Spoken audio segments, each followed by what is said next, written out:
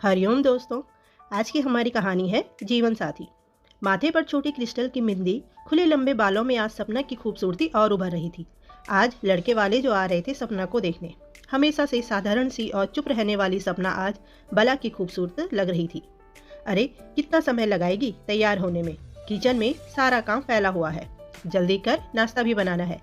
ये है कमला जी, सपना की दूसरी माँ। सपना के पिता ने सपना के माँ के देहांत के बाद दूसरा विवाह किया था। वाह दीदी, आज तो आप कयामत ढा रही हो, रोहित ने सपना को छेड़ते हुए कहा। चुप करो रोहित और चुपचाप अपना काम करो। रोहित सपना का छोटा भाई था। अनिकेत अपने परिवार के साथ सपना के घर पहुंचा। अनिकेत प्राइवेट बैंक में नौकरी करता था। अनिकेत ने सपना को देखा और देखता ही रह गया। सपना, जिसकी आंखें जैसे न जाने कितना कुछ बोलना चाह रही हो, लेकिन सपना को तो जैसे चुप रहने की आदत हो गई हो।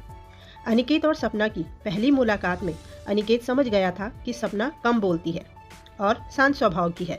दोनों परिवारों की रजामंदी से दोनों की शादी बड़ी धूमधाम से हो गई। ससुराल में सभी सास ससुर के अलावा एक छोटी ननद थी। सपना जब ससुराल पहुंची तो सपना का बहुत अच्छे से गृह प्रवेश हुआ। अपने सौम्य स्वभाव से सपना ने ससुराल में सबके दिल में जगह बना ली। सपना भी ससुराल का प्यार और अपनेपन से फूली नहीं समाती थी, क्योंकि मायके में तो हर समय और हर काम में बस ताने ही सुनने को मिलते। शादी के बाद सपना का पहला जन्मदिन था, तो अनिकेत ने सपना के लिए सरप्राइज पार्टी का प्लान बनाया, जिसके बारे में सपना को कुछ भी ना बताने का सभी ने निर्णय किया। शाम को जैसे ही सपना ने अपने कमरे से बाहर कदम रखा तो सभी लाइटें एक साथ रोशनी के साथ जल उठी। सभी ने सपना को जन्मदिन की शुभकामनाएं दी, लेकिन सपना तो बुत की तरह खड़ी थी। जन्मदिन की बहुत बहुत बधाई सपना। क्या तुम्हें सरप्राइज पार्टी अच्छी नहीं लगी? अनिकेत ने पूछा। मुझे नहीं मनाना अपना जन्मदिन अनिकेत, क्यों आता है ये दिन मेरी जिंदगी में? भूलना चाहती हूँ मैं ये दिन, सपना सिसकती आवाज में बोली। सपना की आंखों से आंसुओं का सैलाब बह रहा था। रोते हुए सपना अपने कमरे की तरफ दौड़ी। चाहे मैं कुछ भी कर लूं, अपने अतीत की यादों से पीछा नहीं छुड़ा सकती, सोच सपना अतीत में चली गई। उस दिन भी तो 14 साल की सपना का जन्मदिन ही था। सुबह से ही मम्मी के साथ शाम की पार्टी की तैयारियों में लगी थी। सपना, तुम्हें क्या चाहिए अपने जन्मदिन का तोहफा? सपना की माँ सुजाता ने कहा। मम्मी, मुझे तो सिंड्रेला वाली ड्रेस ही चाहिए, आप ला दोगी ना? हाँ, मैं बाजार जा रही हूँ कुछ सामान और अपनी रानी बिटिया के लिए जन्मदिन का तोहफा लेने। तुम अपने भाई का ध्यान रखना, कहकर सुजाता निकल गई। बहुत समय बीता, सुजाता नहीं आई, लेकिन सुजाता का पार्थिव शरीर घर पहुंचा। सपना तो जैसे पत्थर सी बन अपनी माँ को निहारती रही।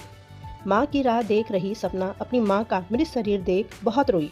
वो मासूम बच्ची जिसे इस समय खिलखिलाकर हंसना चाहिए था, वो एकदम चुपचाप हो गई। कुछ ही दिन बीते थे सपना की माँ को गए हुए कि पिता ने दूसरी शादी कर ली। पिता की जिंदगी तो सामान्य हो गई, लेकिन बच्चों का सफ़र कठिन हो गया। सपना अपना और अपने भाई का ख्याल हमेशा खुद रखने लगी।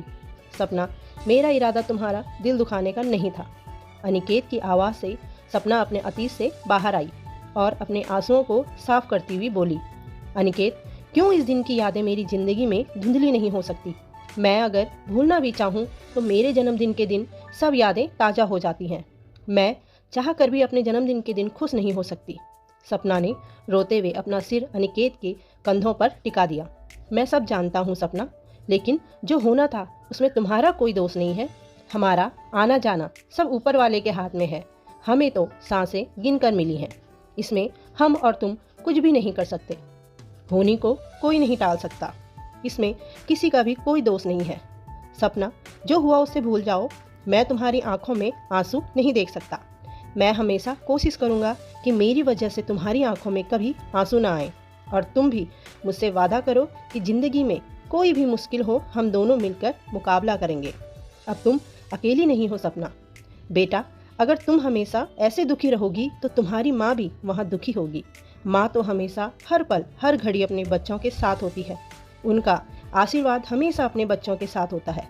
मैं कोशिश करूँगी कि तुम्हें कभी माँ की कमी महसूस न हो, जो आज तक तुम्हें अपने मायके में हुई। अनिकेत की माँ ने सपना के सिर को सहलाते हुए कहा। सपना अपनी सास के गले लगकर खूब रोई। कई सालों का गुबार आज सपना का निकल चुका था। सपना, वादा करो अब कभी तुम इस दिन उदास नहीं होगी, और चलो फटाफट से केक काटो, मुझे बहुत भूख लगी है, कहकर सपना को हॉल में ले गया। तुम जैसा जीवन साथी हो तो कोई उदास क्यों रहेगा अनिकेत। मैं बहुत खुशनसीब हूँ जो मुझे तुम्हारे जैसा जीवन साथी मिला। सपना आज बहुत खुश थी अनिकेत जैसा जीवन साथी पाकर और ऐसा परिवार पाकर। सपना सोच रही थी एक अच्छा जीवन साथी मिलने से जिंदगी कितनी खुशनुमा और आसान हो जाती है।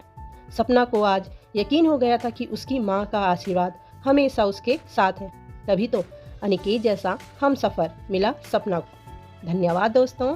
कहानी पसंद आई हो कमेंट, लाइक, चैनल को सब्सक्राइब जरूर करिएगा।